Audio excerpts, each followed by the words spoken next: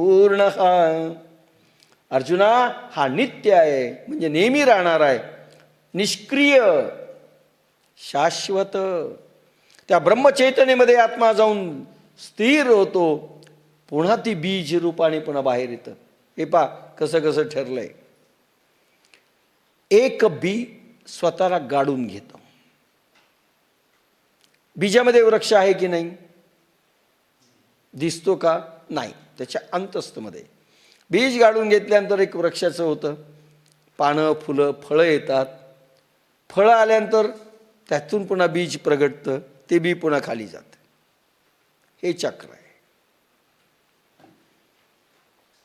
अर्जुना हा नित्य, अचळ हा शाश्वत. म्हणून अर्जुना हा नित्य, निष्क्रिय, शाश्वत, सर्व ठिकाणी सदोदित परिपूर्ण आहे. हे चैतन्य तत्व नित्य, शाश्वत आहे, परिपूर्ण आहे, सदोदित आहे.